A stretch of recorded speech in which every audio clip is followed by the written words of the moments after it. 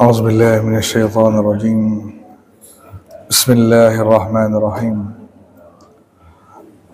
الحمد لله رب العالمين، والصلاة والسلام على أشرف الأنبياء والمرسلين، حبيبنا شفيعنا مولانا محمد بن عبد الله وعلى آله وصحبه أجمعين.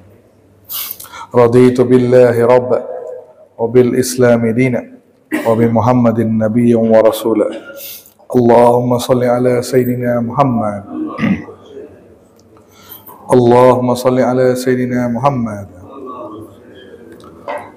اللهم صل على سيدنا وحبيبنا وشفيعنا مولانا محمد،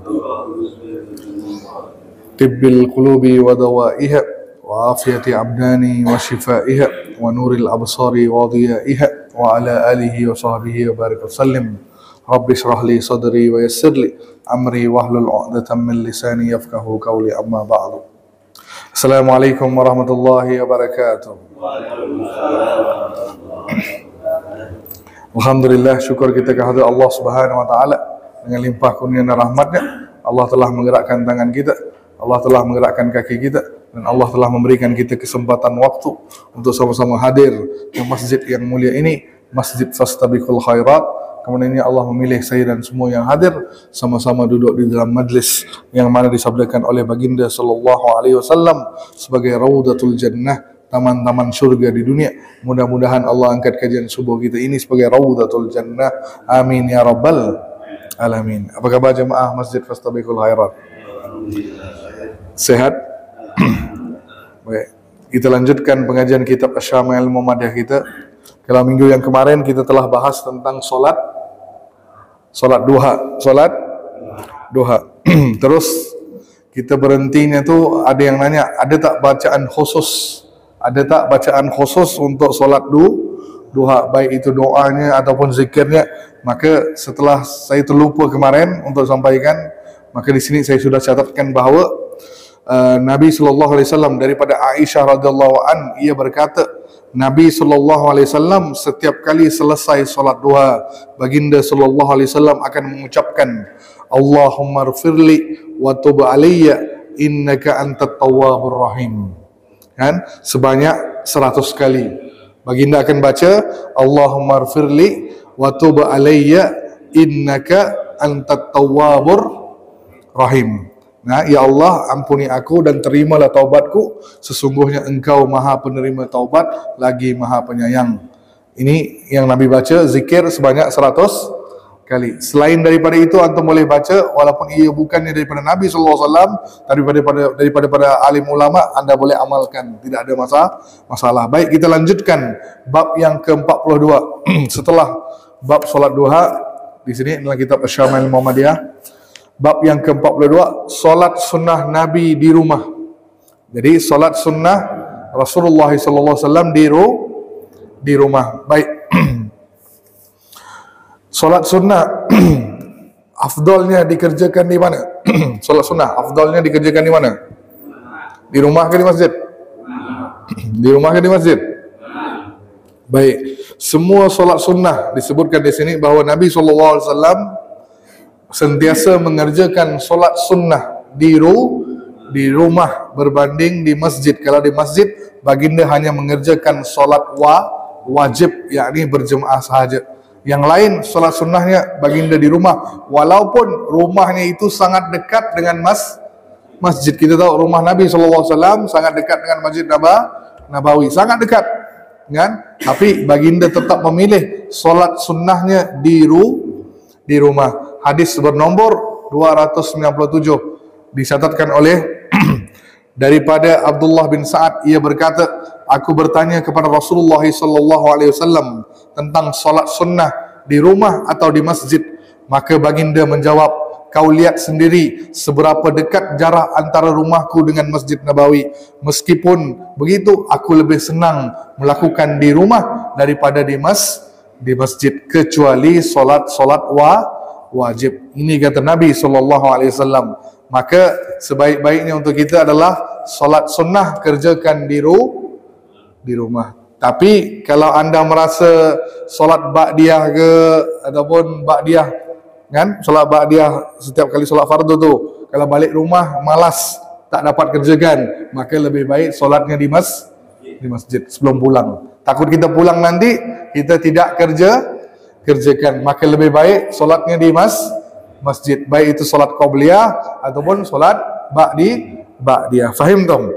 Tapi kalau anda merasa lebih tenang kalau di rumah, silakan, itu lebih afdal. Faham dong? Maka apa manfaatnya kalau kita solat sunnah di rumah? Apa manfaatnya? Baik, betul. Salah satunya adalah tidak menjadikan rumah kita itu seperti kuburan. Nabi tegur, rumah yang kosong itu seperti kuburan. Rumah yang tidak ada bacaan Quran di dalamnya, tidak ada solat di dalamnya, tidak ada ngaji di dalamnya, itu seperti kuburan. Maka rumah yang, kenapa disebut kubur? Sebab sepi, kosong, tidak ada apa-apa di dalamnya, maka disebut seperti kuburan. Maka jangan jadikan rumah kita seperti kuburan, maka hidupkan rumah kita dengan sentiasa solat berjemaah, kan, solat sunnah, kan, kalau bisa berjemaah silakan, ataupun sering baca Quran. Faham dong? Maka syaitan akan terhindar daripada rumah-rumah yang sentiasa membaca. Dalam satu riwayat disebutkan surah Al-Baqarah. Rumah yang sentiasa dibacakan surah Al-Baqarah di dalamnya, maka syaitan tidak berani masuk rumah tersebut. Faham dong? Itu baru surah Al-Baqarah. Kalau kita sentiasa baca surah-surah yang lain, surah apa dalam Al-Quran, maka insya-Allah rumah kita akan terjaga daripada gangguan makhluk-makhluk seperti yang gaib. Faham dong? Maka jangan tinggalkan rumah kita seperti kuburan. Baik, selanjutnya disebutkan di sini juga apa lagi solat sunnah yang lain selain daripada yang kita dah bahaskan selama ni. Solat sunnah lain yang belum kita bahaskan. Baik, antaranya yang saya nak sebutkan di sini solat tasbih. Solat tasbih. Pernah kerjakan solat tasbih? Sering?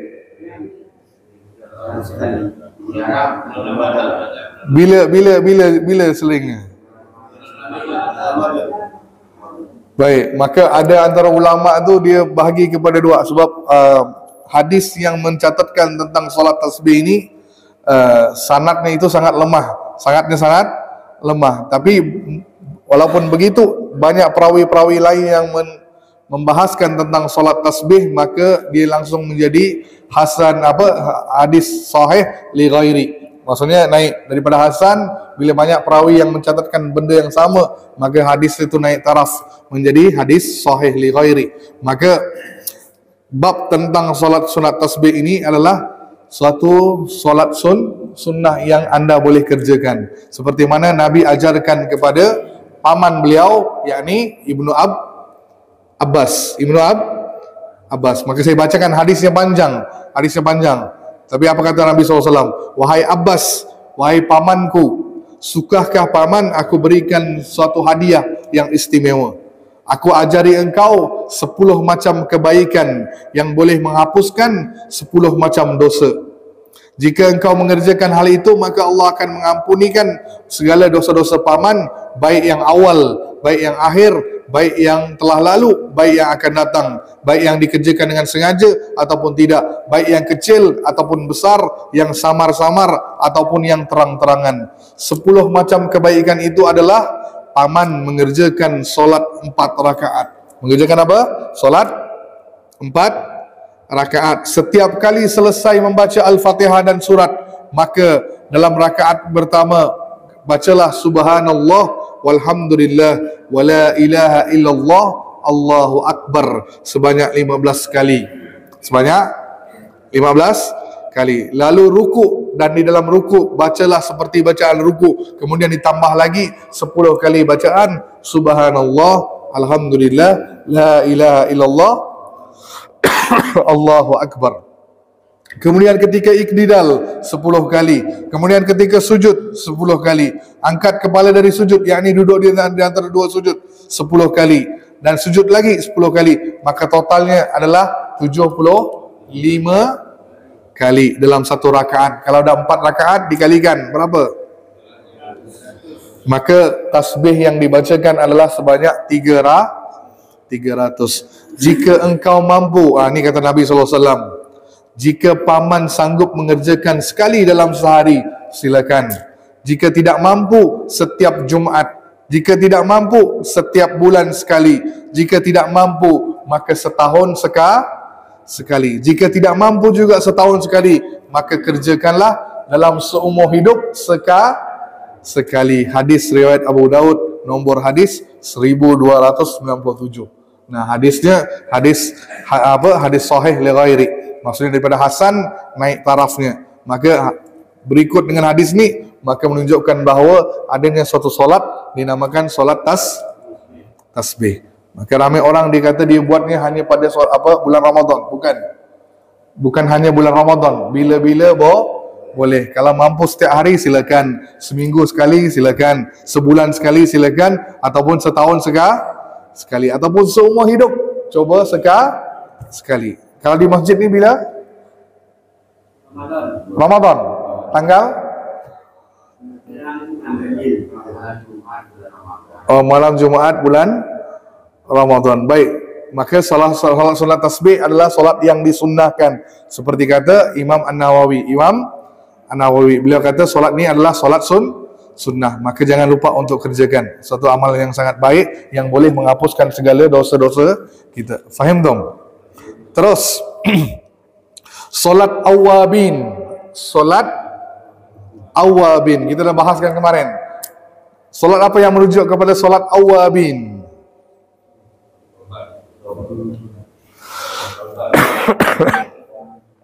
Apa solat awabin kemarin? Solat orang-orang yang bertaubat. Maka salah satu solatnya adalah solat duha, termasuk solat orang-orang yang bertaubat. Selain daripada solat duha, ada satu solat yang disebut solat awabin, yakni mengerjakan 6 rakaat ba'da maghrib. Berapa? 6 rakaat ba'da maghrib. Hadisnya bersandarkan kepada Abu Hurairah radhiyallahu anhu. Nabi SAW bersabda, siapa yang solat 6 rakaat ba'da maghrib dan ia tidak berbicara kejelekan di antaranya, maka ia dicatat seperti ibadah 12 tahun. Jadi maksudnya apa? Selesai solat fardu maghrib, selesai, kan? Dia tak berbicara, tak bercakap dengan orang lain, langsung dia mengerjakan 6 rakaat ataupun ba'da solat qabliyah pun boleh. Maksudnya di antara maghrib ke isya, dan dia tidak berbicara dengan siapapun, tak bercakap, langsung dia mengerjakan 6 rakaat solat awabin tadi, maka pahalanya seperti beribadah 12 tahun. Hadis riwayat Ibnu Majah, hadis riwayat Tirmizi. Maka hadisnya walaupun hadis dhaif, tapi boleh dijadikan sebagai fadilat amal untuk amalan kita. Faham dong? Maka pernah lakukan solat awabin? Belum pernah? Maka boleh anda mula kerjakan 6 rakaat. Kenapa solat ini disebut solat ghaflah? Solat ghaflah. Kenapa disebut solat ghaflah? Ghaflah maksudnya solat, ghaflah tu maksudnya lalai. Lalai. Jadi solat ini menunjukkan bahawa ini di waktu-waktu yang lalai, kita tidak lalai tapi kita mengerjakan solat. Ada 2 waktu lalai. Apa 2 waktu tersebut? 1, ba'da subuh sampai syuruk. Ini waktu lalai. Ramai orang tidur, betul. Ba'da solat dia tidur. Ada kan? Ada? Di sini ada tidur. Dia ba'da, bukannya salah, bukannya berdosa, tapi lalai. Tahu lalai? Kenapa di waktu ini Allah turunkan rezeki bagi orang-orang yang berdoa, bagi orang yang bersedekah, bagi orang yang duduk dalam kajian. Allah berikan jaminan rezeki. Maka orang yang lalai dia tidur. Faham dong? Maka saya sebut waktu lalai itu antara ba'da subuh sampai syuruk. Yang keduanya, ramai orang ni, antara maghrib ke isya. Maghrib ke isya ni waktu lalai kita. Betul. Waktu itu ibu-ibu sibuk nak masak makan malam lah, nak keluar. Bapak-bapak baru pulang dari kerja, betul? Ini waktu-waktu lalai. Maka waktu ini kalau anda ngisi dengan amalan, maka itu yang paling bermakna, paling berharga. Fahim dong? Ya, silakan. Apa dia? Boleh. Awabin ini tidak hanya 6 rakaat. Awabin boleh sampai 12 rakaat. Berapa batas pun boleh. Tak ada masalah. Tak ada masalah. Tak ada masalah. Selama ada waktu anda isi antara maghrib ke isya. Nah, solat sunat awabin. Bukan hanya 6, tapi boleh sampai ke 12. Silakan. Selama ada waktu, silakan. Fahim dong? Fahim dong? Okey, lanjut. Lanjut. Ada pertanyaan? Baik, kalau duduk dalam majlis itu kan kita tidak lalai. Selain daripada solat, kita duduk dengar kajian. Maka pahalanya berbeda lah. Duduk kajian kan berbeda pahalanya dengan orang yang solat. Jadi tetap dia tidak lalai. Maksudnya apa? Itu juga suatu amalan yang baik duduk dalam majlis ilmu. Tak ada masalah. Jadi kalau tak baca Quran, berzikir, daripada nonton TV, ngobrol, paham tak nih?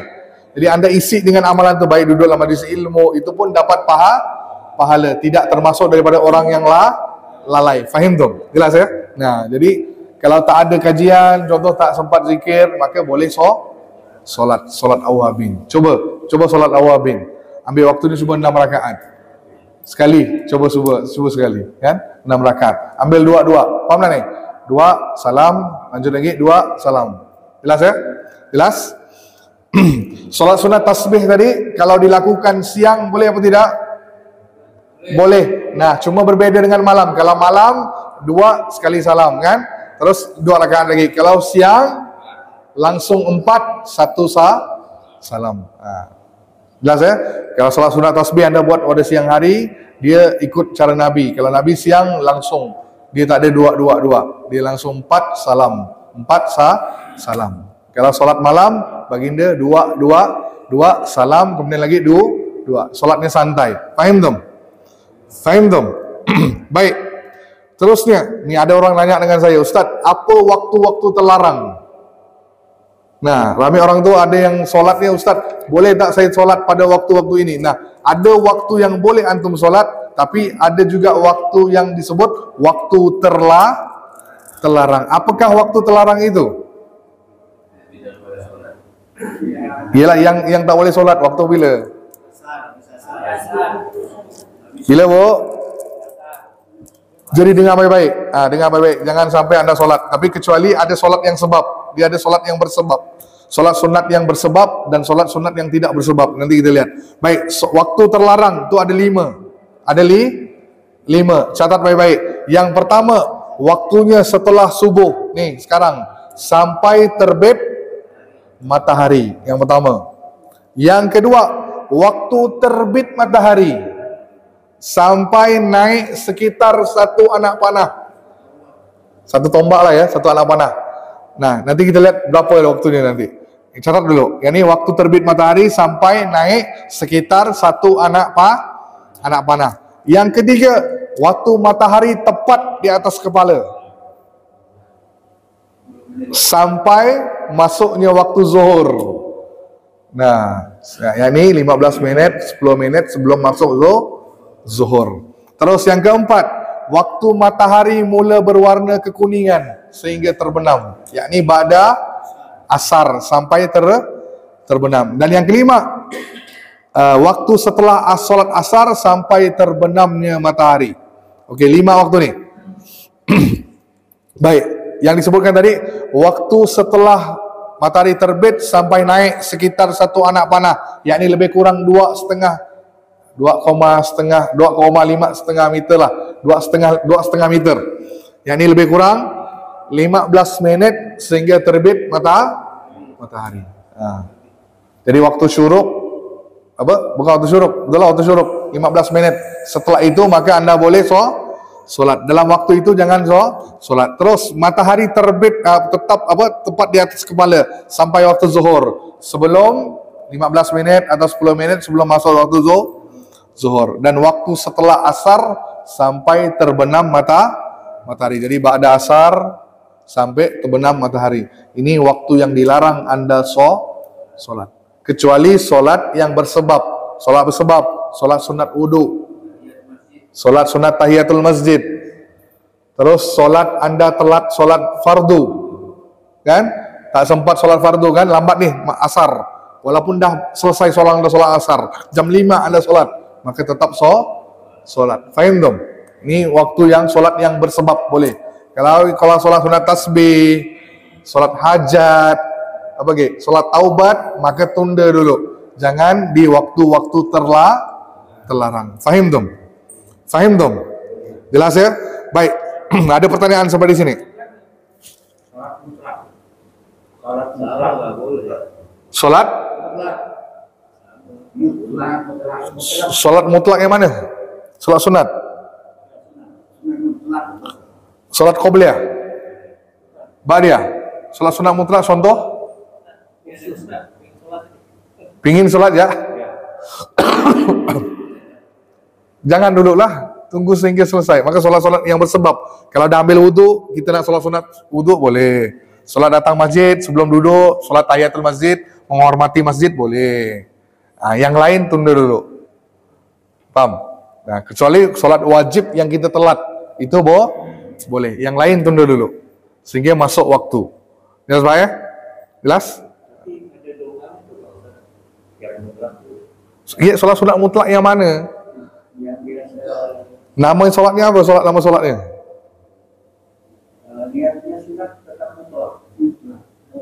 Saya baru dengar berbeda istilah nih.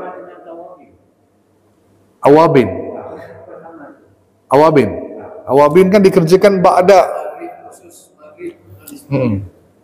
Kalau sholat duha dia ada waktu dia. Waktu duha kan, ya.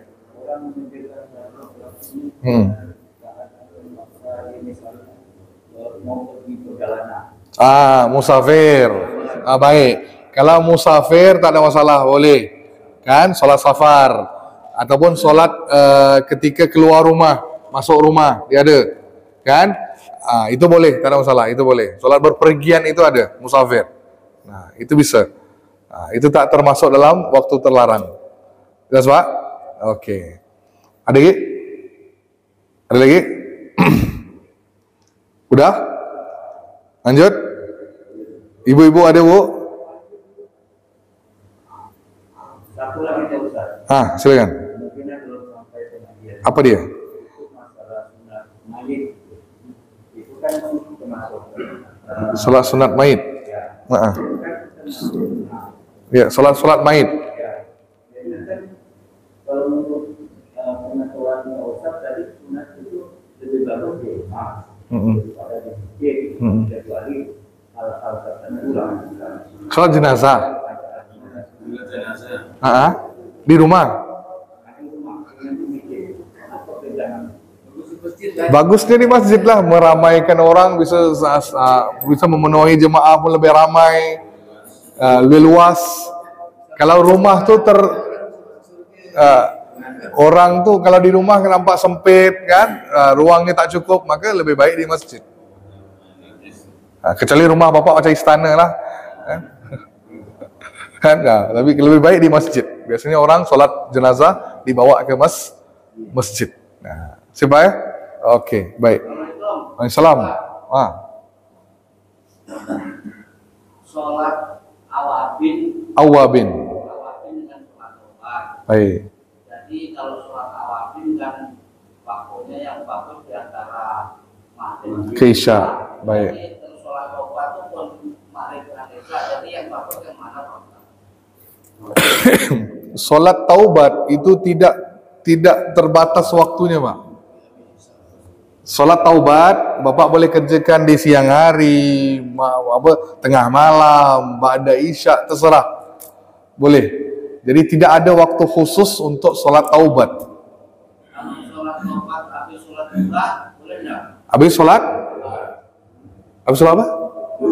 Duha boleh, terserah. Bapak nak gandingkan dengan sholat duha ke sholat tahajud pun boleh, tak ada masalah. Dia tidak ada terbatas, ya Pak ya, waktunya. Nah, cuma waktu yang afdalnya kalau saya sebelum saya tidur, kan, satu, ba'da isya. Takut saya tak bangun, maka saya sholat sunat taubat, ataupun pada malam-malam sepertiga malam yang terakhir Anda solat sunat bersama dengan solat tahajud pun boleh, tak ada masalah. Siap ya? Boleh? Jawab? Okey, ada lagi? Ada lagi? Jelas? Jelas ya? Baik, saya lanjutkan, saya selesaikan dulu solat sunnahnya. Baik, solat sunnah yang belum kita bahas, solat istikharah. Solat apa? Istikharah. Nah, bagaimana kerjakan solat istikharah ni? Solat istikharah. Ramai orang dia salah faham, dia solat istikharah tu untuk cari jodoh. Kan? Nah, cari jodoh, cari pilihan, ni pilihan aku, bukan. Solat istikharah ni dalam semua hal, baik yang Nabi sebut yang ringan ataupun yang berat, Anda boleh buat solat istikharah. Solat istikharah ni Anda ada dua pilihan. Anda ada dua pilihan. Nak pilih yang satu tu apa? Itu dia.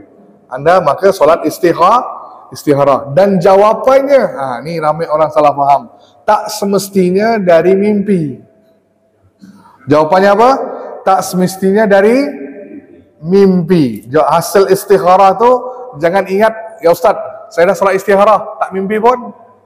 Memanglah tak semestinya dari mimpi. Apalagi mimpi kita orang awam biasanya terganggu dengan syaitan. Lainlah mimpi para nabi, para wali-wali kan lain. Tapi kalau mimpi kita pasti ada pengaruh dari syaitan. Maka tak semestinya dari mimpi. Allah bisa beri dengan cara yang lain. Maksudnya hati kita tu nak kuat ke mana? Gerak hati kita. Ke situ lah kita pilih. Faham tu? Solat istikharah seperti itu. Dan cara yang benar solat istikharah, dua pilihan. Contoh. Contoh. Saya nak pergi umrah sunnah, ataupun saya nak terus mengajar. Ni pilihan aku bingung ni. Yang mana aku nak pergi ni? Peluang nak solat, nak umrah ataupun nak terus mengajar. Pikir. Ada dua pilihan. Maka saya tetapkan pilihan saya. Okey, saya nak pergi umrah. Awal-awal dah tetap dah. Terus solat istikharah, minta dimantapkan pilihan tadi itu. Faham tu? Itu baru solat istikharah. Faham tu? Bukannya antum beri dua ni, yang mana aku nak pilih ni, aku bingung lah. Hati antum tu milih yang mana. Terus beri dengan Allah lah, tawakal. Kalau Allah kata itu, nah itulah pilihan hati antum. Jelas? Itu baru solat istikharah. Ramai orang tersalah. Kan? Dia mikirnya jodoh. Satu. Pilih jodoh. Ada A, ada B. Kan? Ya Allah, aku nak B. Kan? Baik. Dia boleh sebenarnya, tapi bukan hanya untuk jodoh. Dalam hal-hal lain pun boleh. Faham tu? Jelas ya? Itu solat istikharah. Kalau solat hajat, solat jual rumah, terus rumahnya belum terjual, maka Anda solat hajat 2 rakaat, minta kepada Allah agar apa yang Anda hajatkan itu dikabulkan, dipenuhi oleh Allah. Maka solat hajat Anda boleh kerjakan. Faham tak? Ni antara solat-solat sunnah yang Nabi kerjakan. Baik, ada pertanyaan sampai di sini? Ya, silakan. Waalaikumsalam warahmatullahi wabarakatuh. Solat tasbih. Ya. Salat tasbih ini saya pernah Satu masjid berjemaah. Lalu imam ini tidak cukup syarat, harusnya 2 rakaat, tapi dia mungkin lupa 1 rakaat. Karena terlalu banyak membaca subhanallah walhamdulillah. Dari subhanallah walhamdulillah mungkin mereka lupa. Jadi sebagai makmum, apakah kita melanjutkan kekurangan dengan 1 rakaat atau tetap mengikut imam? 1. Kedua, kalau bacaan di dalam subhanallah walhamdulillah mulai takbir itu kan 15 kali yang Ustaz tentukan. Sekarang misalnya makmum ini tidak sampai 15 kali, hanya dapat 10. Apakah dalam sunnah-sunnah ini istilahnya masuk kategori sesuai dengan istilah atau mengurangi? Itu jawabannya. Baik. Saya tak tahu macam mana pula dia solat tasbihnya 1 rakaat tadi kan. Mungkin tersalah. Jadi kalau bapa rasa imamnya tersalah tadi, langsung mufarraqah. Putus. Ya, mufarqah. Maksudnya dah tegur dia, Sudah dikasih tahu, tapi masih tak paham. Iya, bapak boleh mufaraqah, berlepas ya daripada beliau, kan? masalah bacaan itu subhanallah itu yang tidak mengikuti syarat. Baik, dalam salat tasbih itu syaratnya 300 tasbih. 300 tasbih. Andai kata ketika anda tadi itu tertinggal, maka boleh anda baca pada gerakan yang lain. Contoh, anda tak bersempat baca 15 kali ketika baca iftitah, setelah baca doa kan, Al-Fatihah surat, anda lupa sampai 10 kali. Terus ketika rukuk tambahlah tadi yang kurang, tambah 5. Jadi 10 tu dengan rukuk tu ditambah lagi 5, jadi 15. Pokoknya dalam satu rakaat itu 75 kali. Iya, untuk 4 rakaat jadi 300 kali tasbih. Jadi tak boleh lebih, tak boleh kurang. Kalau lebih pun mungkin dapat pahala, kan? Tapi fadilahnya tadi 300 kali. Pas. Kalau mampu kurang dan lupa dan tidak sempat, ditanggung imam. Ditanggung imam kalau berjemaah. Kalau berjemaah ditanggung imam. Kalau sholat bersendirian tidak ditanggung, masing-masing kita. Makanya imam kena pandai, beri waktu, sama-sama baca. Sama-sama baca. Kalau saya imamkan solat ni tasbih, saya begitu. Saya akan baca bersama-sama dengan makmum. Subhanallah. Saya akan kuatkan suara saya biar makmum tu dengar, kan? Nah, dia mesti ikut gitu. Boleh subhanallah, alhamdulillah, la ilaha illallah, Allahu akbar, tambah la haula wala. Itu panjang lagi lah. Kalau antum nak lagi lama, tambah lagi.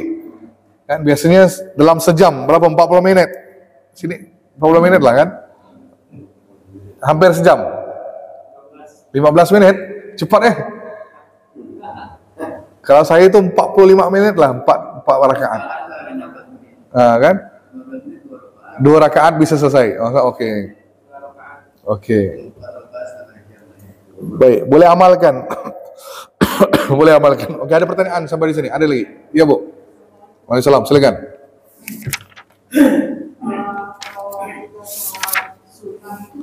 Boleh kita menyahut, misalnya Menyahut kita manggil lagi sholat sunnah, misalnya apa panas itu, apakah kita boleh menyahut atau lanjut aja? Pakai ilmu itu Ustaz. Baik. Di sini ada beberapa pendapat. Kalau yang panggil itu adalah orang tua kita, kan? Maka kalau itu solat sunat, maka wajib berhenti. Kalau solat sunat, contoh tengah solat sunat tasbih, tiba-tiba orang tua kita panggil, maka wajib penuhi panggilan orang tua. Tak, wajib berhenti. Berhenti solat, iya mak, saya lagi solat mak, lagi ulang, bentar, sampaikan gitu. Berhentikan solat, maka batalkan solat. Itu kalau solat sunnah. Tapi kalau kita tengah solat wajib, maka tak perlu dibatalkan, lanjutkan solat wajib, kan? Wajib bertemu dengan wajib, kan? Itu dia, kan? Orang tua dengan solat, kan? Wajib, maka wajib solatlah wajibnya. Apa dia? Iya, solat sunat. Kalau solat wajib, contoh tengah solat zuhur tidak perlu dijawab, terus lanjutkan. Oke, terus kalau ada tamu yang datang, macam mana kita nak ni? Maka keraskan suara supaya mereka tahu kita sedang solat. Tapi kalau misalnya kamar kita di belakang, kita dengar, ini pernah saya bertanya. Iya. Kejadian ada saudara datang dari jauh, saya tahu. Iya. Assalamualaikum. Solat apa nih? Solat sunnah. Solat fardu, baik. Fardu, lanjutkan. Kita tahu dia kan capean cewek. Jadi ketika gerakan tu Allahu Akbar, keraskan. Oh, di belakang tak dengar. Okey. Terus? Maka selesaikan solat sahajalah, biar menunggu apa tidak beliau? Nunggu, tidak ada masalah. Tidak ada masalah. Tidak ada masalah. Okey, ya Pak Hidayat. Salat mutlak.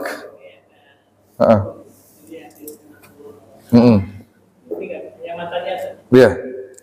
Jadi sesuai yang menunjukkan salam adalah sebaik-baik apa yang disyaratkan dan pembayarannya akan berjalan. Jangan bekerja sedikit-sedikitkanlah. Jadi para ulama fikih menjadikan ayat di atas sebagai landasan untuk hukum bahwa hukumnya sunnah berdasarkan artinya jika dilakukan teman-teman dari arti di atas pula mengapa Allah sholat sunnah dari Islam menunjukkan sebagai manifestasi bahwa dengan beribadah agar adanya keinginan Sunnah. sholat sunnah yang satu ini boleh dilakukan pada malam hari atau siang hari. Tidak dilakukan bertepatan dengan waktu-waktu yang dilarang. Sholat sunnah sebagai boleh. Hanya saja sholat mutlak yang dilakukan malam hari lebih utama daripada yang dilakukan di siang hari. Ini sholat sunnah yang dilakukan di rumah lebih baik daripada sholat masjid. Berdasarkan hadis Rasulullah bahwa paling utama sholat sunnah adalah sholat wajib. Paling utama sholat sunnah setelah sholat wajib adalah sholat yang dilakukan di malam hari. Ya. Jadi ini Mbak. Ibnu Ah? Ya, terus pertanyaannya? Ya tadi sholat tadi. Iya, kan dijawab dah. Udah dijawab tadi kan? Nah. Sholat sunat mutlak baik dikerjakan malam hari ataupun siang hari. Batasannya terserah kemampuan kita. Berapa rakaat pun terserah. Kan ikut pada kemampuan kita. Kalau mampu 2, 4, 6, 6. Kan gitu kan? Sholat sunat mutlak. Tapi itu tarafnya sunnah. Tapi dibandingkan dengan sholat-sholat yang lain, maka lebih utama sholat-sholat yang lain. Sholat duha, sholat tahajud, itu lebih utama lagi. Jelas Pak ya? Oke, itu cuma tambahan saja yang bawah tadi. Cukup. Iya, dah mutlak ya. Betul. Benar. Oke, ada lagi? Ya Bang. Jadi di terbit matahari sampai Syuruk. Sekarang jam berapa nih? 15 menit setelahnya. Setelah terbit 15 menit lah dalam waktu 15 menit. Aman 20 menit, iya. Betul. Kan? Nah, setelah sejam kan tambah 15 menit itu udah waktu syuruk. Kan setelah sejam salat subuh. Begitu dia. Sip, oke adik. Udah? Oke, itu saja. Baik, saya rasa cukup. Insyaallah adik Allah selesai. Iya, Bu. Iya, assalamualaikum. Assalamualaikum ini ada juga istilahnya bisa menjawab itu ada batasnya misalnya satu kali dua kali kalau kita apa hukumnya kita yang benar apa tidak ada masalah atau bagaimana Kalau tak jawab salam. Baik. Batasnya Nabi memesan sampaikan ke kita maksimal 3 kali. 3 kali.